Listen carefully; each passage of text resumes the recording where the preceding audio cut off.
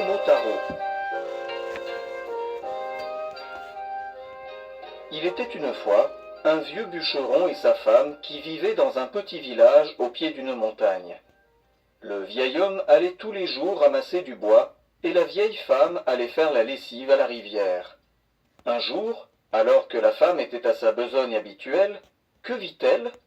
Une grosse pêche toute fraîche qui flottait à gauche, à droite, en descendant la rivière. Quelle belle pêche! Elle a l'air délicieuse. Allez, viens par ici, que je t'apporte à mon mari.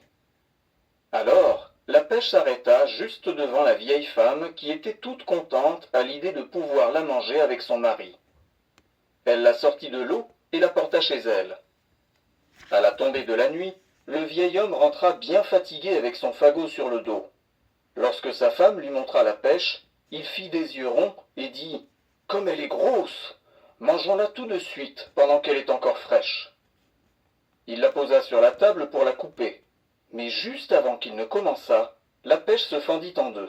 Et, ô surprise, ils virent un beau bébé qui se trouvait à l'intérieur de la pêche. « Ouin !» cria le bébé. Ils furent tous les deux surpris, mais ravis aussi. Ils avaient toujours souhaité avoir un enfant. Cet enfant est un don des dieux. Nous devons prendre bien soin de lui. Comment va-t-on l'appeler? Puisqu'il est né d'une pêche, appelons-le Momotaro, enfant de pêche. Le couple aimait tendrement Momotaro. Il l'éleva avec beaucoup d'affection et de soin. Momotaro n'était pas un enfant comme les autres. Plus il mangeait, plus il grandissait. Il grandit si vite qu'au bout de quelque temps, il devint un beau jeune homme doté d'une force prodigieuse.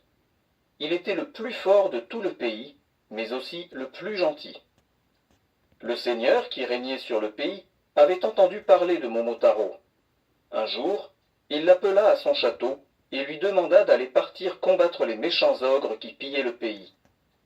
Le gentil et courageux Momotaro accepta de bon cœur sans hésiter un instant. Rentré à la maison, Momotaro salua ses parents et leur dit « Permettez-moi de partir quelque temps. »« Partir pour où, mon cher enfant ?»« À Onigashima, l'île des ogres, pour combattre et punir les méchants ogres et mettre fin à leur pillage. » Ses vieux parents étaient inquiets, mais ils ne purent le faire revenir sur sa décision. Alors son père lui donna un grand sabre et une armure.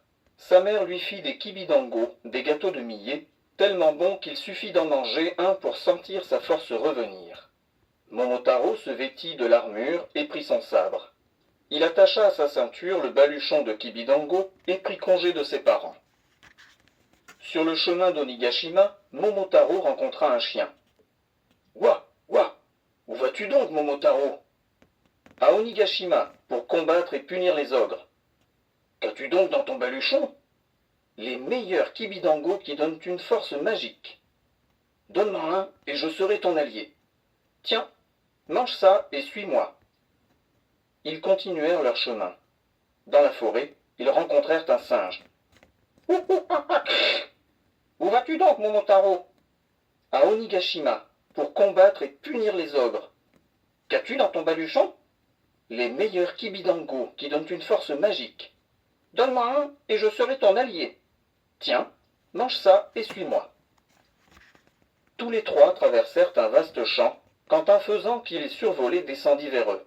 « Cote, cote. Où vas-tu donc, Momotaro ?»« À Onigashima, pour combattre et punir les ogres. »« Qu'as-tu dans ton baluchon ?»« Les meilleurs kibidango qui donnent une force magique. »« Donne-moi un et je serai ton allié. »« Tiens, mange ça et suis-moi. » Nos compagnons marchèrent de bon train et arrivèrent au bord de la mer. Le chien trouva vite un grand bateau. « Embarquons-nous et cap sur Onigashima » ordonna Momotaro. Il faisait beau, un bon vent soufflait. Le chien ramait, le singe avait pris le gouvernail et le faisan faisait le guet. Il ne fallut pas longtemps pour entendre le faisan aux yeux perçants annoncer « Momotaro, Onigashima en vue. Je vois le château fort tout noir des ogres juste dans notre direction. »« Très bien, on continue dans cette direction, » ordonna Momotaro à ses compagnons. Le chien se mit à ramer de plus en plus fort, le singe maintenait le cap, pendant que le faisan partait survoler l'île en éclaireur. Lorsque nos 4 compagnons arrivèrent au grand portail du château, Momotaro annonça « Qu'on ouvre immédiatement, je suis Momotaro. Je suis venu vous combattre et vous punir de vos méfaits. » « Toi, nous punir? Essaie donc !» Les ogres qui faisaient le guet en haut du portail lui rièrent au nez et refusèrent d'ouvrir. Ils ignoraient à qui ils avaient affaire. Alors ce fut d'abord le faisan qui agressa les ogres aux yeux. Le singe, à son tour, escalada rapidement les murs et ouvrit le portail en un clin d'œil. Il sauta sur les ogres pour les griffer. Le chien annonça solennellement l'entrée de Momotaro. « Voici le grand Momotaro. Rendez-vous, ogre !» Il participa aussi au combat auprès de ses compagnons. Il se mit à courir et à mordre les ogres. Ils étaient tellement forts que les ogres finirent par crier « Aïe, aïe, grand chef, au secours, ils sont trop forts !» En entendant du bruit et les cris de ses sujets, le chef des ogres sortit du château. « Qui es-tu ? » ?»« Je suis Momotaro. Je suis venu ici pour vous combattre et vous punir de vos méfaits. »« Tu me fais rire, Minus. Essaie donc, ricana le chef. Et le combat commença. Le chef était grand et fort, mais Momotaro était plus agile. Il esquiva le grand coup de massue en fer du chef, le prit par les hanches et vlan, le jeta à terre. Le chef, assommé par le coup, ne pouvait plus bouger. Momotaro le cloua à terre avec la force de ses bras seulement. Le chef finit par pousser des cris de douleur. « Je me rends, je me rends. Ayez pitié, sire Momotaro. Épargnez-nous.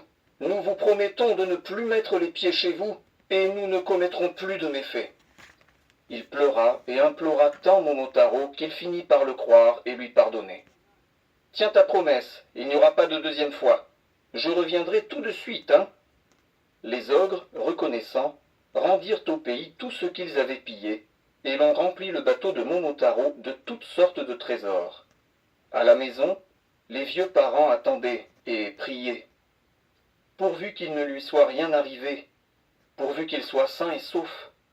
Quand va-t-il rentrer ? Dit la mère. Le père, qui guettait hors de la maison, poussa un cri de joie.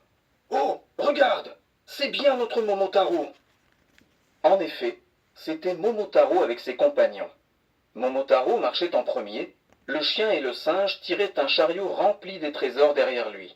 Le faisan, quant à lui, volait dans le ciel bleu. « Mon fils chéri, je savais que tu réussirais, dit le père. Et tu es sain et sauf. Ah, quelle joie, dit la mère. Et ils vécurent ensemble longtemps et furent très heureux.